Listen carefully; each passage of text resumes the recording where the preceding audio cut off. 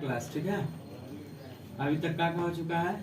Charge, electric current और potential difference. अब एक आध दो एम्पियर सॉल्व करे, एक आध दो न्यूमेरिकल सॉल्व करते हैं। देखो पहला न्यूमेरिकल बोल रहा है एक कूलम्ब आवेश कितने इलेक्ट्रॉन से बनता है। मतलब कि जो एक कूलम्ब चार्ज है, एक कूलम्ब क्या है? चार्ज है, इसमें कितना इलेक्ट्रॉन होता है? इसमें कितना इलेक्ट्रॉन होता है? देखो पिछला दिन एगो फॉर्मूला बताए थे, Q यानी कि चार्ज किससे बना होता है? चार्ज जो होता है वो किससे बना होता है? नंबर ऑफ इलेक्ट्रॉन और इलेक्ट्रॉन नंबर ऑफ इलेक्ट्रॉन। और ये जो है ये क्या है? इलेक्ट्रॉन का जो ऊपर का चार्ज होता है ना, चार्ज का वैल्यू होता है। क्या होता है? चार्ज का वैल्यू होता है। तो Q हमको है, N हमको निकालना है ना, नंबर ऑफ इलेक्ट्रॉन निकालना है। Q कितना दिया है? एक कूलम। और चार्ज कितना होता है? चार्ज का वैल्यू कितना होता है? 1.6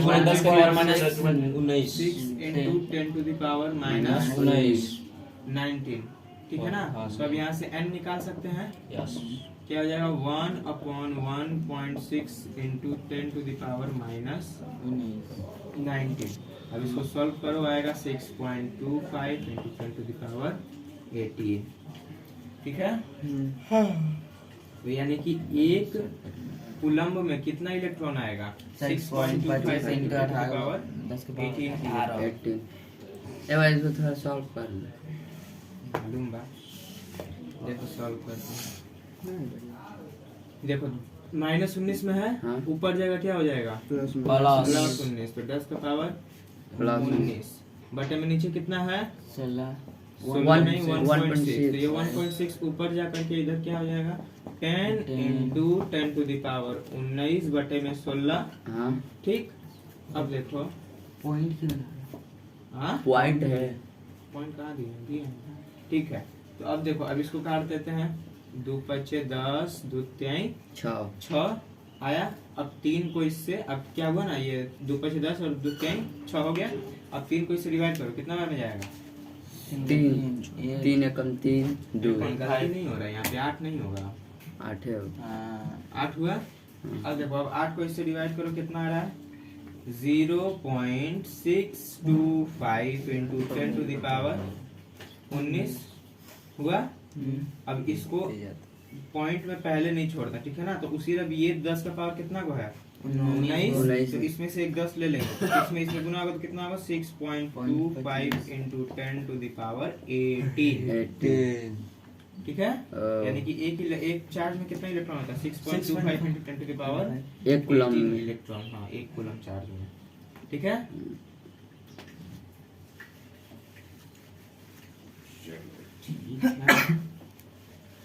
दूसरा क्या बोल रहा है? यदि किसी तार से 5 एम्पीयर की विद्युत धारा 2 घंटे तक प्रवाहित होती है तो उस तार से विद्युत धारा का परिमाण कितना होगा? ये विद्युत धारा का परिमाण कहाँ पूछा है? यहाँ तो कूलम्ब होगा, चार्ज पूछना चाहिए। देखो क्या हो रहा है, एक वायर है जिसमें से क्या हो रहा है? 5 एम्पीयर का करंट फ्लो हो रहा है। एक वायर है जिसमें से क्या हो रहा है? 5 एम्पीयर का करंट फ्लो हो रहा है। और कितना देर तक हो रहा है? 2 घंटे तक हो रहा है। कितना देर तक हो रहा है? 2 घंटे तक। पूछ रहा है इसमें जो चार्ज होगा, यानी कि चार्ज यानी कि कूलम्ब का वैल्यू कितना होगा, इसमें कितना कूलम्ब चार्ज फ्लो कर रहा है, ठीक है। तो हम लोग पढ़े हैं I इक्वल टू क्या? Q/T। अब देखो ये जो I है, इसका ऐसा यूनिट क्या होता है? एम्पियर में है, ठीक है। Q जो है, Q का ऐसा यूनिट क्या होता है? कूलम। तो ये कूलम में निकलेगा। अगर ये T है, T कैसे यूनिट क्या होता है? ये सेकंड में है नहीं। तो इसको सेकंड में चेंज करो, कितना आएगा? 60 से भागा देंगे। 2 60 7200। कितना आएगा? 7200 सेकंड आएगा। तो अब एम्पियर कितने क्या बोलते हैं इसका? I मतलब कि एम्पियर का वैल्यू कितना दिया है? 5 बराबर Q बाई ये टाइम कितना है? 7200। अब इस Q को उससे गुना कर दो, इस Q को उससे गुना कर दो, कितना हो जा रहा है? Q को इधर लेके इसको क्रॉस मल्टीप्लिकेशन कर दो, कितना आएगा? 5 गुना के 10 के 0 80 ले 5 35 और 36 00, इतना कूलम, ठीक है ना, कितना आएगा, मतलब इतना कूलम, इतना एम्पियर उसमें फ्लो करेगा। इतना कूलम उसमें, इतना कूलम चार्ज उसमें फ्लो कर रहा है, जिसके कारण 5 एम्पियर करंट ड्रॉन हो रहा है 2 घंटे में।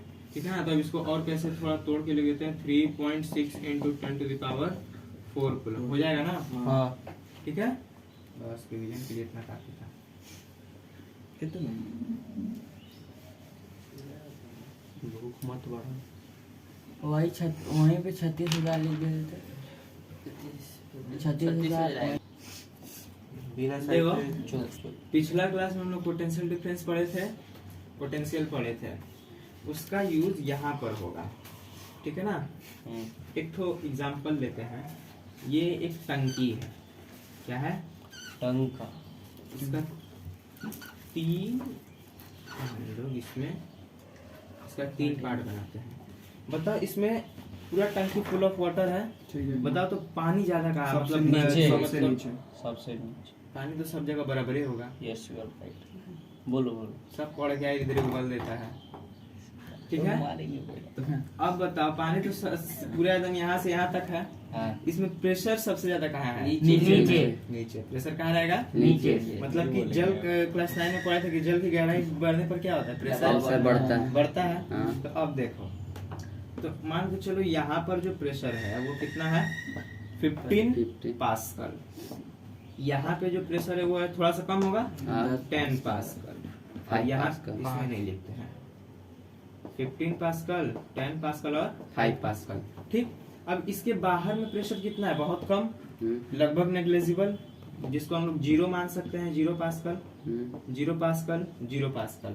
ठीक, अब बताओ, यहाँ पे देखो, यहाँ पे हाई प्रेशर बन रहा है, यहाँ पे लो प्रेशर बन रहा है, यानी कि अगर हम लोग यहाँ पे एक छेद कर दें,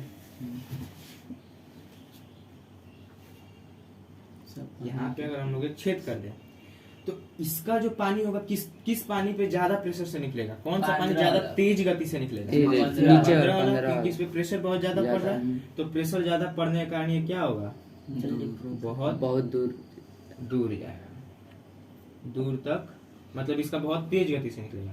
ये इससे थोड़ा सा कम, और ये सबसे कम। ठीक, ऐसे ही होगा ना। हाँ।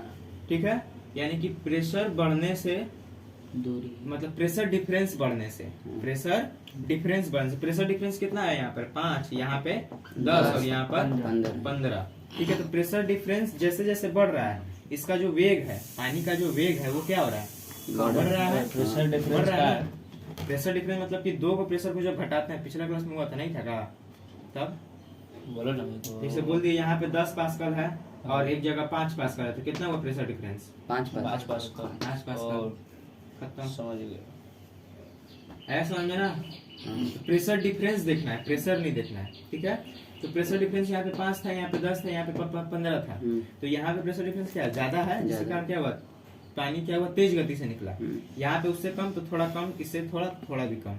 तो अब इसमें क्या करना है ना, जो ये प्रेशर डिफरेंस हम लोग अभी देखे कि प्रेशर डिफरेंस क्या, प्रेशर डिफरेंस बढ़ने से पानी का वेग भी बढ़ रहा है।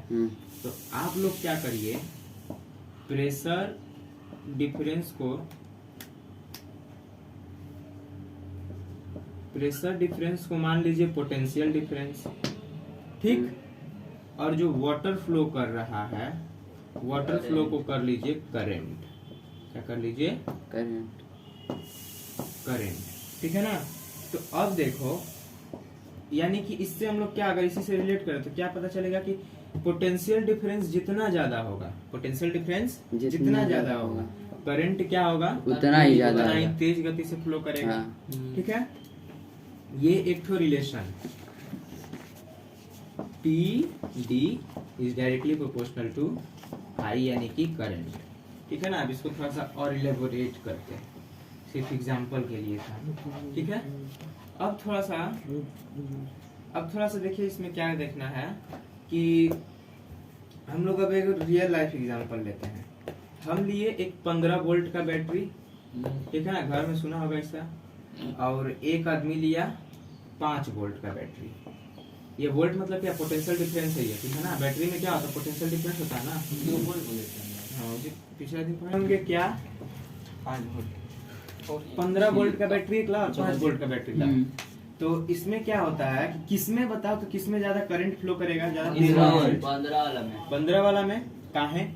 ज्यादा वोल्ट ज्यादा पोटेंशियल डिफरेंस है, ठीक है ना। इसमें देखो लॉजिक समझो, 15 वोल्ट हम लोग पिछला बार वोल्ट क्या पढ़े थे? वोल्ट पढ़े थे क्या? वर्क डन बाय क्यू, यानी कि चार्ज के ऊपर किया गया कार्य। तो 15 वोल्ट का मतलब क्या है? 15 वोल्ट का मतलब ये है कि ये 15 रहा होगा और ये 1 रहा होगा, तभी तो ये 15 वोल्ट हुआ है। मतलब कि 1 कूलम्ब चार्ज को फ्लो करने के लिए इसमें 15 जूल का कार्य किया जा रहा है। कितना जूल का कार्य किया जा रहा है? 15 जूल का कार्य। वहीं यहाँ पे आ जाओ, यहाँ पे क्या है? 1 कूलम्ब चार्ज को फ्लो करने के लिए 5 जूल का कार्य किया जा रहा है। तो जहाँ पे ज्यादा कार्य किया जाएगा वहां पे जो स्पीड होगा, उसका जो चार्ज का स्पीड होगा वो ज्यादा होगा, और जहाँ पे कम काम होगा वहां पे जो चार्ज का स्पीड होगा वो क्या होगा? कम होगा। अब इसी कारण क्या होता है? इसी कारण जैसे जैसे पोटेंशियल डिफरेंस बढ़ता है और तो उसी तरह से चार्ज का फ्लो होता है, मतलब तेजी से फ्लो होता है। जब चार्ज ही तेजी से फ्लो होगा तो करंट क्या होगा? ज्यादा होगा, ठीक है ना। करंट क्या होगा? ज्यादा होगा। ऐसा समझ में? उसी में लोग बोलते हैं बैटरी ज्यादा रहेगा, तो यही बताए थे कौन? महान